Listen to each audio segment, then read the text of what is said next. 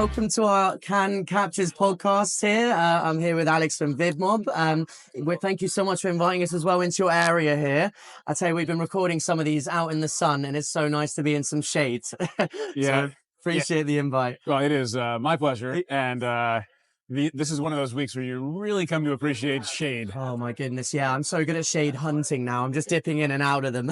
Shade and ideally like a little bit of fan. Anyway, it's great to chat. Yeah, amazing. Well, I wouldn't mind if you could start off by telling us a bit about you, of course, and of course a bit about Vidmob. Sure. So I'm Alex Collmer. I'm the founder and CEO of Vidmob.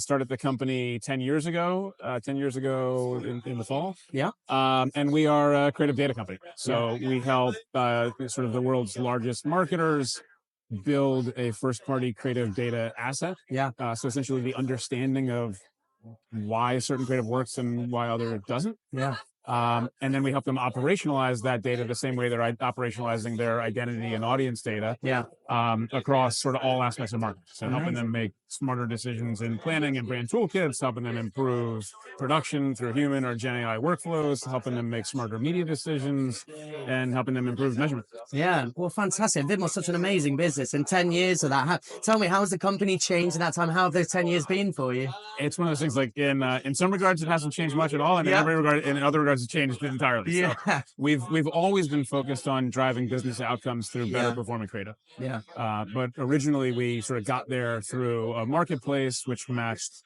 sort of brands with, people who knew how to make performant, Facebook ads or Snap ads. Yeah. Over time, we built workflow tools and started plugging into the platforms. And when we did that, we started receiving performance information back. Right. Yeah. And sort of immediately that struck us as a far more interesting space to be in. Yeah. And so around 2017, we started playing around with what were then like really nascent AI tools to be able to kind of essentially decode creativity. Yeah. And then compare that to the outcomes that people care about. Right.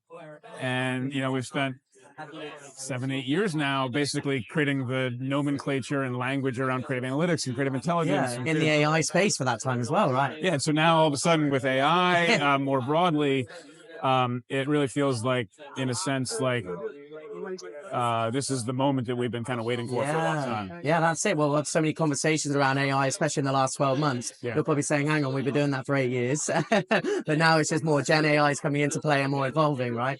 Yeah, and like Gen AI is incredible. Yeah. But, the role of marketing is not just to make stuff. Yes. Like the goal of any marketer is to somehow like garner more market share than your competitors. Yeah. And so if you're using the exact same tool as your competitor, or all your competitors, yes, like it's not logically possible for it to be advantageous. Mm-hmm.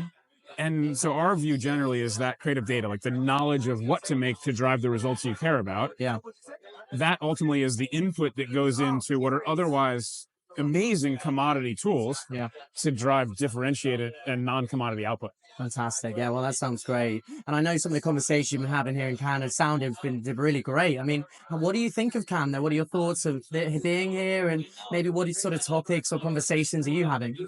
I love Cannes. Yes. I always very much look forward to coming. Nice. And then I always very much look forward to getting to the finish line. It's not like I love it here. It's just exhausting.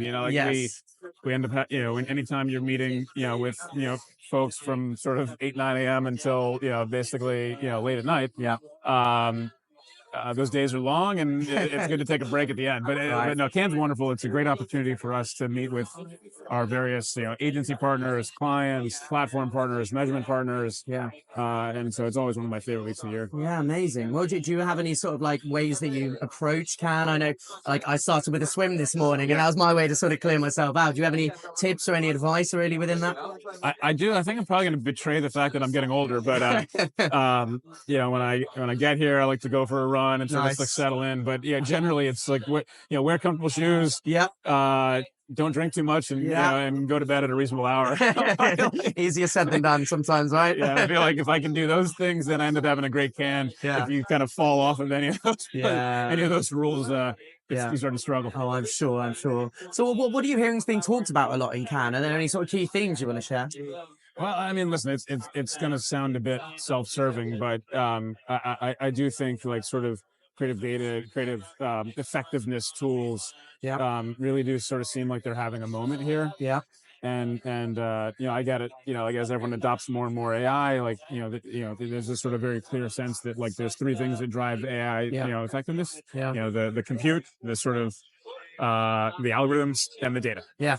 And we've all been very focused on the compute and the algorithms, the open AIs and the NVIDIAs, but the data really matters. Yeah. And I think people are really coming to that realization. Yeah. And so we're just having incredible conversations about like first like building and constructing that asset for marketers, and then like, all right, how do I actually deploy it and operationalize it with my agency partners in the tools I have. Yeah, no, well, that's great. Well, maybe sort of away from Cannes, is there one thing in your industry in general, really, that you want to share with us that maybe Vidmob are approaching, and could you sort of tell us a little bit about that?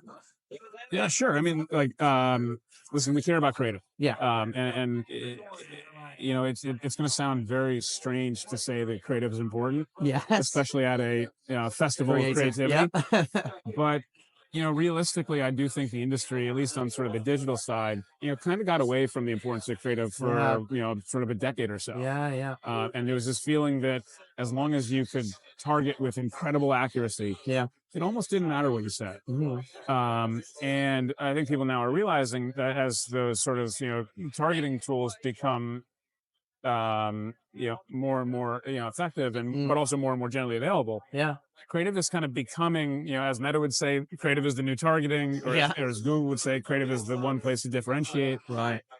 So, in a strange way, the Festival of Creativity is actually more about creative than it has been in a while. Well, that's good to hear, right? I've heard that it's been moving away from that, obviously, over the last few years. So it's great to hear from your perspective. Certainly, it's coming back. That's great. Yeah, and I think it's that's going to continue, right? Yeah. Like, Gen AI tools are going to move us all into a world of infinite garbage, and that you can see that coming as clear as day. Yeah. And in that world, I think brand and storytelling and all these like sort of old concepts are going to be, in a strange way, more important than ever. Yeah, no, I agree. Well, tell me more about that as maybe a final thought here. If we're sort of 12 months down the line or looking ahead here, what is next? Where is the industry moving? It sounds like the answer is more creative, which is a great thing, but where are we going to be in those 12 months' time? Yeah, I think, more creative, but also like more learning from it. That's one of the things that we get really excited about, is that, realistically, like every single impression is a chance to learn about your brand and your products. Right. Like how people respond to the creative you're putting out there is actually very vocal about the way they feel about, how your product's showing up, how your brand's showing up. But for the most part, people aren't capturing that signal. Yeah. They might have, a handful of assets or 500,000 assets out in the world. Yeah. And, we're really focused on sort of helping to implement the tooling so that every impression really does become a learning opportunity. Yeah. And when you put that in place, then it's incredible what unfolds. Right. Like a lot of brands here, are, as they lean more and more into influencer and sort of creator content, they're seeing their creative canvas explode, in terms of the diversity of the way they're expressing their brand. Right.